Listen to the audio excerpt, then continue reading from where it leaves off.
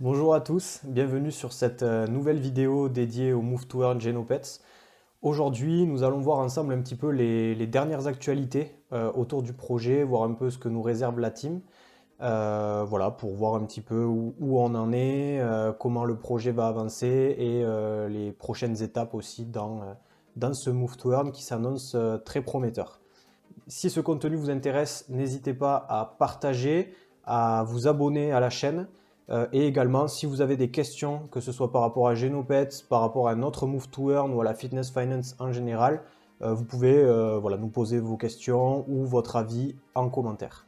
Aujourd'hui, nous allons voir les dernières actualités publiées sur le médium officiel de Genopets. Donc, comme vous le savez, il y a eu une chasse au trésor qui a été organisée sur 6 semaines et qui vous permettait de mint des cristaux.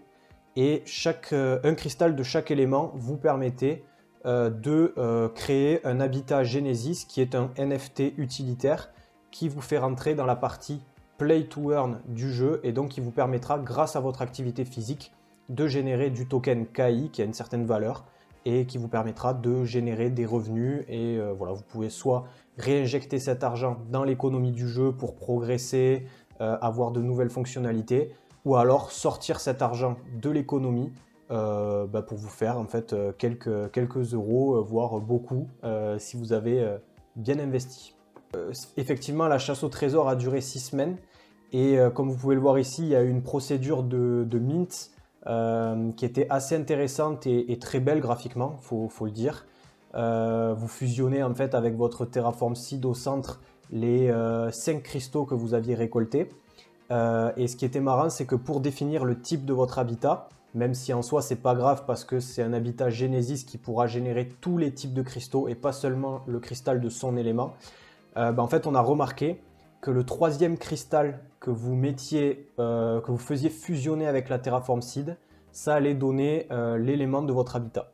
Donc moi par exemple, sur les 5, c'est le cristal de type eau que j'ai fait fusionner en troisième position. Et donc ça m'a donné un habitat Genesis de type eau, comme vous avez pu le voir sur ma vidéo YouTube précédente. Donc le design graphiquement c'est très beau. Voilà, vous avez les différents éléments, les différents types d'habitats qui s'affichent. Aujourd'hui, il y a un peu plus de 4500 habitats qui ont été mintés. Donc ça donne aussi une certaine notion de rareté quand on sait qu'il y a il y a pratiquement 160 000 personnes sur le Discord aujourd'hui. Ça va être vraiment la base de l'économie Play to Earn. Donc c'est intéressant pour les holders d'avoir ces habitats Genesis. Et ce qui est aussi intéressant, c'est que le moment, la manière dont vous avez fait le mint, ça conditionne, ici on peut le voir, les différents éléments que vous avez sur la map. Donc il y a des éléments décoratifs, mais il va aussi y avoir des portails, il va aussi y avoir une raffinerie pour justement raffiner des cristaux.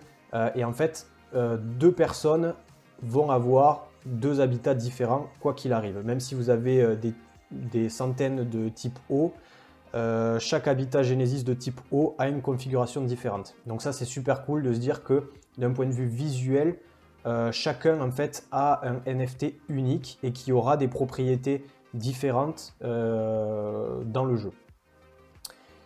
Voilà, donc là après, c'est des informations assez basiques, hein, il y a aussi le côté jour et nuit, c'est-à-dire que il y a deux types d'activités sur le visuel du NFT, donc suivant sur votre heure locale, si vous êtes en journée ou si vous êtes sur une période pendant la nuit, voilà, le NFT va s'assombrir ou s'éclaircir.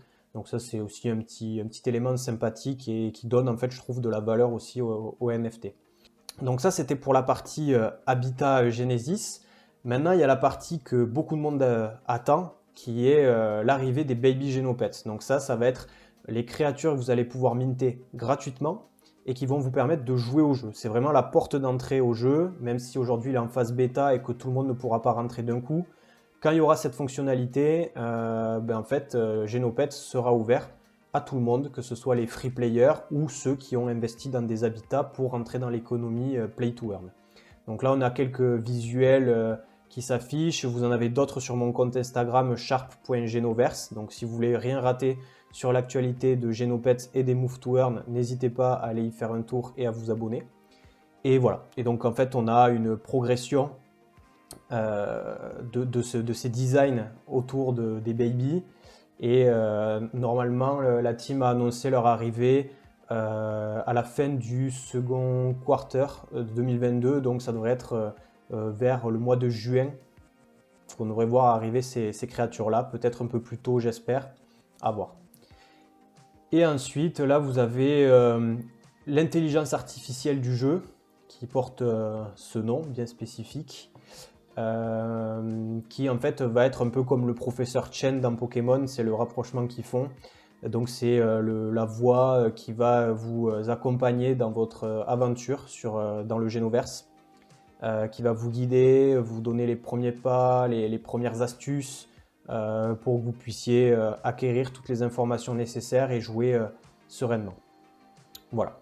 Et en fait, on n'a pas grand-chose de plus. Après, c'est des éléments artistiques, des développements de design. Et ils sont en train de préparer l'économie.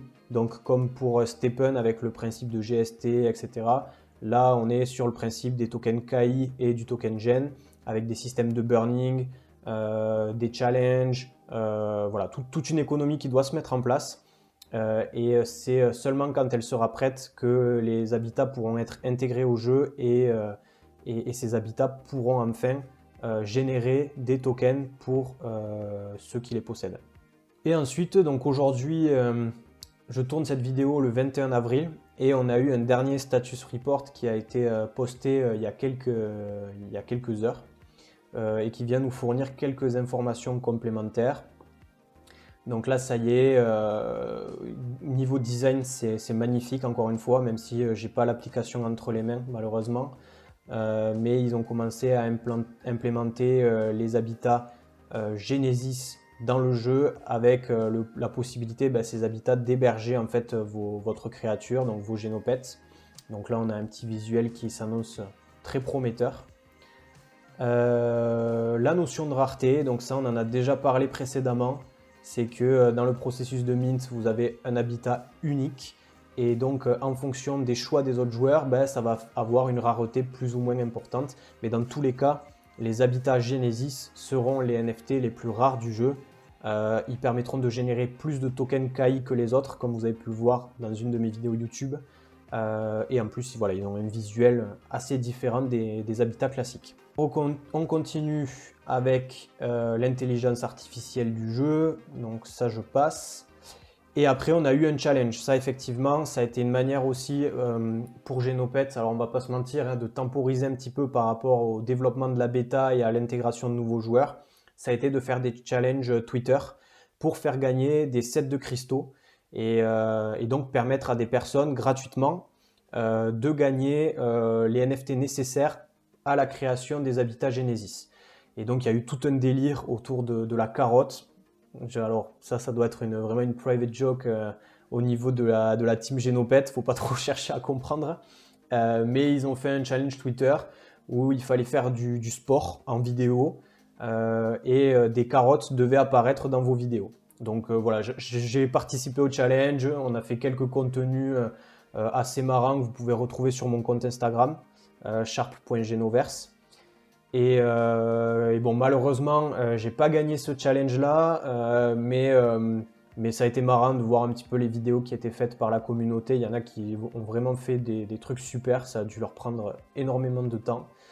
Mais voilà, ça permet aussi à des personnes de rentrer dans l'économie du jeu sans avoir à payer des habitats Genesis qui aujourd'hui sont autour de 19 sols sur Magic Eden, donc ça fait à peu près 1900 € l'habitat. Donc voilà, ça leur donne une chance de rentrer dans le jeu et ça fait toujours du bien aussi de communiquer autour de Genopets, d'avoir des retweets, etc. Même si il ne faut pas se tromper, c'est un très bon moyen pour la team de temporiser, d'occuper la communauté sur d'autres choses plutôt que sur véritablement le développement du jeu et l'arrivée de nouvelles fonctionnalités. Parce qu'aujourd'hui, on a des retours de quelques joueurs qui annoncent qu'il y a un gros problème sur le podomètre, donc le système qui permet de comptabiliser vos pas dans l'application. Et donc, tant que ce problème ne sera pas réglé, on voit mal comment les autres étapes du jeu pourront arriver, puisque c'est vraiment la base pour générer des tokens KI, pour faire progresser votre créature, et ainsi de suite. Ensuite, on a des très beaux designs, encore une fois, qui continuent à être développés, et ça, Genopet, c'est assez transparent là-dessus, il nous les communique. Donc, il y a des boosts pour les créatures, il y a les éléments qu'on peut retrouver sur les habitats et ailleurs dans le Génoverse. Donc là, vous voyez, il y a des plantes, il y a des minéraux, etc. Et ensuite, il y a eu une chasse au trésor pour Pâques qui a été organisée par Genopet, mais aussi par 13 autres projets sur Solana. Et en fait, il fallait aller sur les Discords de chaque projet pour trouver des indices. Et ensuite, il y avait un tirage au sort parmi ceux qui donnaient les bonnes réponses pour gagner des NFT de chaque projet. Bon, pareil, on a participé très rapidement avec les membres de notre guilde, les Veilleurs des Otera, mais malheureusement, il n'y a pas eu de vainqueur parce que beaucoup d'entrées là-dessus. Voilà, ça c'était un petit événement qui s'est déroulé, qui était assez sympa et qui permettait de découvrir d'autres projets sur la blockchain. Mais voilà, après c'était anecdotique, on va dire.